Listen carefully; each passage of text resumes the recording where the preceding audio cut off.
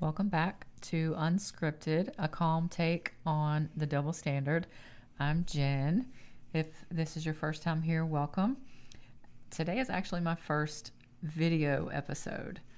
I stopped waiting on the perfect.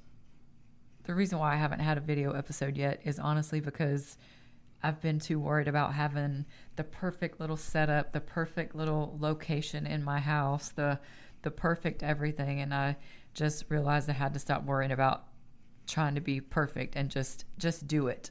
You know, that's the thing. You just gotta get that first one over with. So here we go. First video episode of Unscripted. And today I want to talk about my favorite, not so favorite term that I see and hear all across social media. And I talk about social media a lot because it's kind of my job. It's how I earn my money, not directly through social media, but it's what I use as a funnel to bring people to other sites. And being an OnlyFans creator, I follow other OnlyFans creators, and it's not even necessarily just OnlyFans creators, but females in general that get labeled or get called, or when someone is explaining their behavior, they use the term fatherless and fatherless behavior. Those terms get thrown around a lot. And I certainly don't deny that the absence of a father can affect people, because it absolutely can.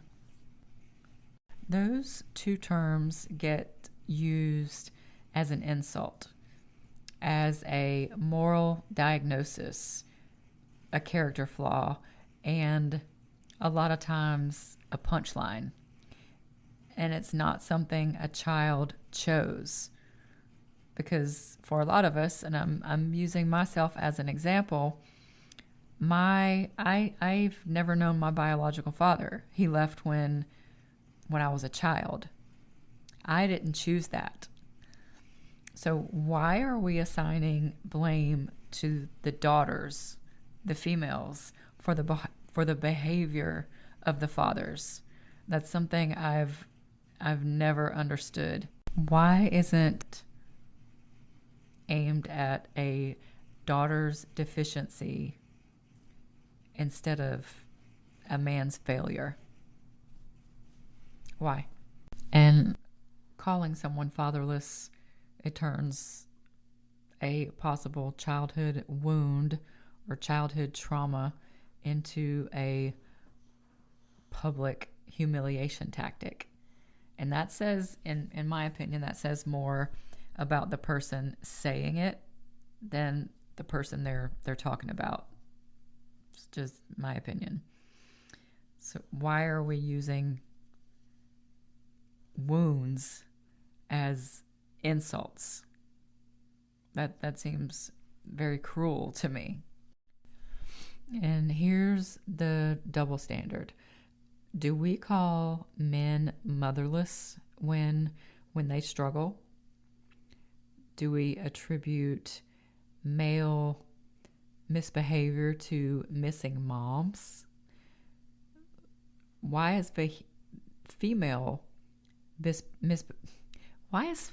behavior tied to the male presence?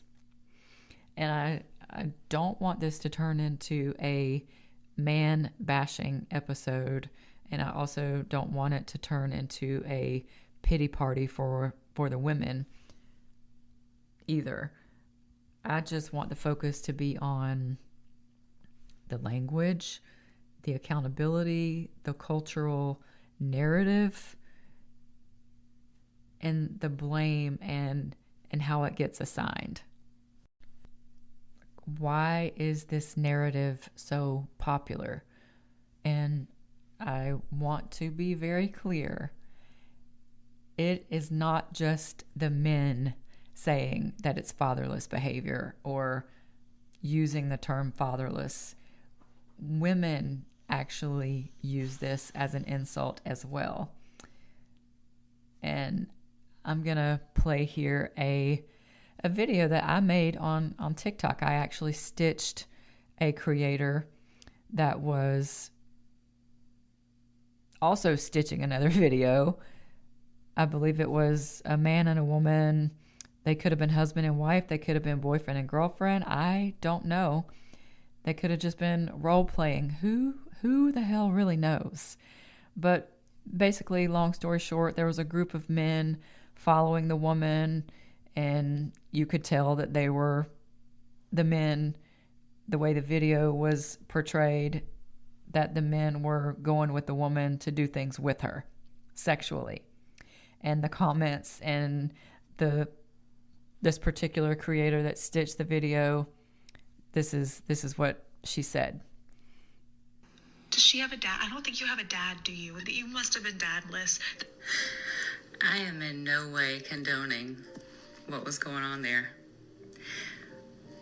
However, why is a woman shaming another woman for not having a dad, for being fatherless?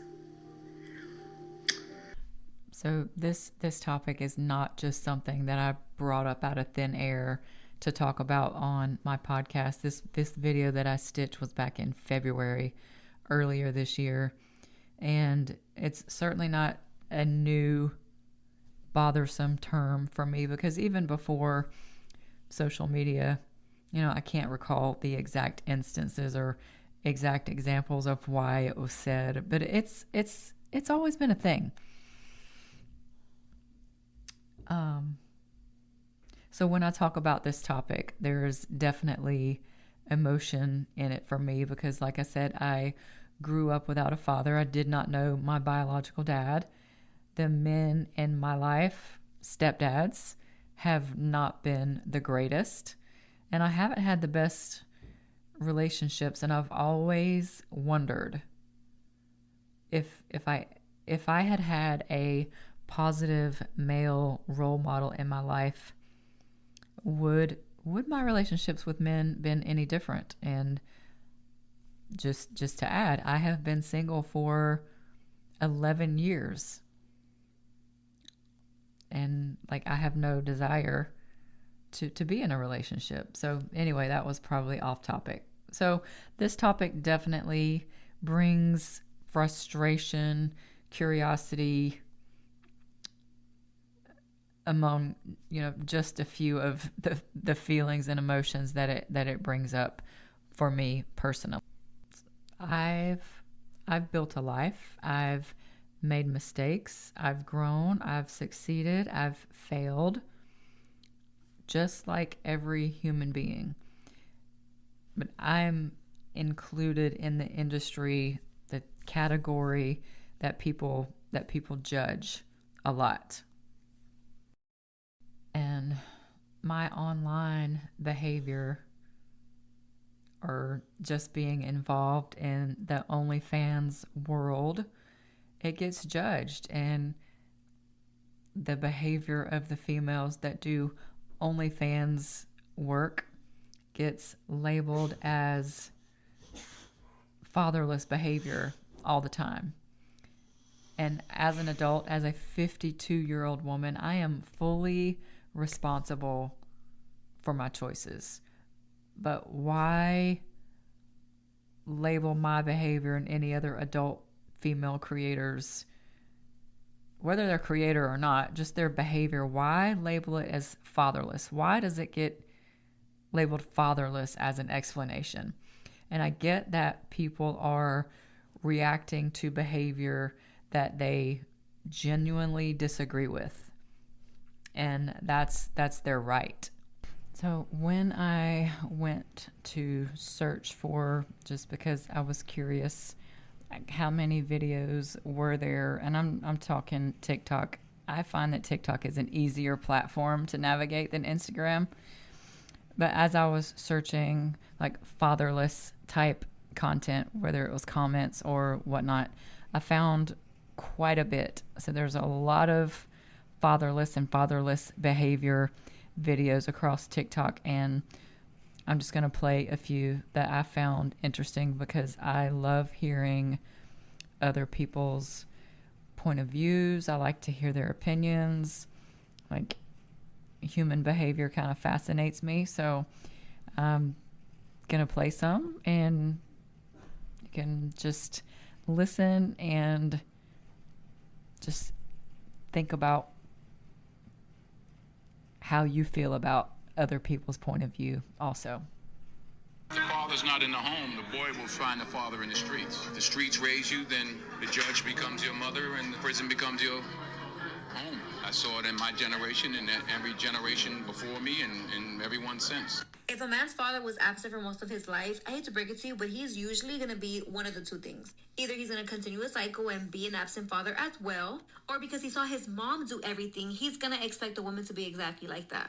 His mom could have been the most perfect mom in the world. She could have taught him about morals and respect and how to talk to women, etc., etc. But kids learn from observing, not from what they're told. So if he observed his mom doing all the work, which more than likely she did if there is no father present, then naturally he's going to gravitate towards women who want to be doing everything or expect women to be doing everything. And that is why today you see so many women taking care of these grown-ass men, because they're just continuing a cycle of their dad not being present and not being active in the household. And men who don't have dads present in their life a lot of times grow up to be sensitive as adults. And I don't want nobody talking about, oh, what do you gotta get sensitive people? Because let me tell you, men who are sensitive listen with ego and speak with pride. Sensitive men do not know how to have communication because they think everything is an attack and they take offense to everything that's fucking said to them. By sensitive, I do not mean somebody who expresses their emotions or their feelings. That is somebody who knows how to communicate, not someone who is sensitive. Yes, it's unfair because these men do not choose those situations, but that's why these type of men have to work twice as hard to better themselves. Now, do I think that men are capable of changing? Yes, but I do think that men who had this toxicity growing up in their life need to do a lot of self-reflecting, need to do a lot of actual fucking work. And if a man can't even acknowledge that there's trauma in their childhood, then walk the fuck away, because that's a man who doesn't want to change, who doesn't want to break cycles. You choose wisely, girl. Okay, that particular one was easier for me to understand because I was reading the captions. She was talking very fast, so hopefully you understood all of the words she said, but here's just a couple more. What's up, my guys? It's official. The comments have gotten to me. And it's one particular comment that's put me over the edge. The phrase, fatherless women, used as an insult. Fatherless women? Nah, boys. Let's talk about fatherless men. Fatherless men lead to fatherless women. Your dad never committed, so why would you? If you're a man watching this that grew up without a father, let me just start out with, that's not your fault. But it is your job to not make this a generational curse. We need men in the household. Strong, independent women can only do so much. And if you look at the statistics, it's not enough. I've witnessed this shit show firsthand. I worked at a male prison for nearly 4 years. Many of those men had a strong mother that loved and cared for them. It wasn't enough. The common denominator that brought most of them together was the lack of a father. We can't let the nuclear family die. You are important. So the next time you want to throw around the term baby mamas and act like it's some achievement and blame women for their lack of a father, how about you take a step back and ask yourself, do I want to contribute to the next generation or just yell at the current? And I do realize that some of these videos are talking about fatherless men, but we're just talking about, this is the benefits of having a dog around while you're recording a podcast. You hear the chicken squeaking. I just feel really bad for putting her in her kennel while I'm doing just, this type of work. But anyway, one more. This one, just listen. There's two type of fatherless bitches. There's a fatherless bitch who gonna go out to the world and she's gonna, I need a man, I need love, and she gonna let niggas do whatever the fuck, she gonna take a nigga back out the bam. Or there's that other fatherless bitch who grew up and she did shit without a father, without a man. So now, because I've done it by myself, I have standards for the man who I want to be next to me, because I'm not letting just any willy nigga be next to me. A lot of these creators are talking very fast. And like I said, I have the benefit of reading the captions. And unless you're watching the video, you are only hearing and you're not able to read. You're not able to read the captions. I'm going to have to give her a second. Hang on.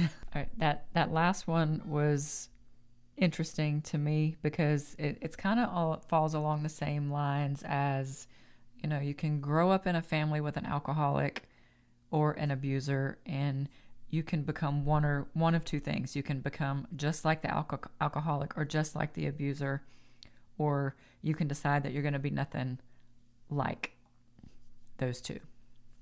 So I kind of liked that point of view. And here's another comment that I see that gets thrown around a lot also is, your parents must be proud. Hold on. Like, why do people even say that? And I know I'm flipping the script here a little bit. This isn't just about fathers. It's about shame. It's about control and reputation. So on the surface, it sounds sarcastic, but underneath, it's saying you're embarrassing your family. Your behavior reflects your upbringing. You weren't raised correctly, and your worth is tied to parental approval. And I strongly disagree with those. It's like you're failing some invisible standard, and this behavior is beneath what a good family produces. I'll be back. Oh my gosh. So just like fatherless, it moves responsibility around just differently. With fatherless, the blame moves to the daughter and parents must be proud. The shame moves to the parents. But either way, it's the adult that's actually making the choice. And now that I think about it, though, I've never seen his parents must be proud. It's usually directed at her. Anyway, here's some things that I've noticed. When a grown man behaves badly, people mostly say he's immature. He's just immature. He needs to grow up. And he's irresponsible. But when a woman behaves in a way people dislike, they say, who raised her? Her dad must be proud. That's another one. Her dad must be proud. And her parents failed. I had to take the chicken. It was quiet until every time I started talking, then she started squeaking the chicken. So it's mine for the next 2 or 3 minutes because I'm almost done. So here's my final thoughts and questions. Why do we still tie adult women's behavior to their parents' approval? And at what age does a woman become fully responsible for herself instead of a reflection of her parents? Because I don't live my life to make strangers think my parents are proud. I live my life as an adult, responsible for my own choices. And I would like to think that I am not my father's absence, and I am not my parents' reputation. I am an adult woman responsible for my own life. The end. She can have her chicken back now. The video portion got a little darker in here because I had to take a break. I went and took Violet for a walk, and by the time I got back, it was dark. So the lighting in here is different. But again, it's not perfect, but hey, I feel so much better now that I got my first video episode out, and it is not perfect. You hear the noise in the background. Anyway, next week, this is real life over here, people. Next week, 2 weeks. I moved to bi-weekly. Next episode, I I'm going to be talking about, and you can guess what I'm talking about. They won't pay for it, but they'll watch it. Can you guess what I'm talking about? Anyway, thank you for listening. Thank you for watching and listening to my co-star. She says thank you. And we will see you next time. Thank y'all for listening.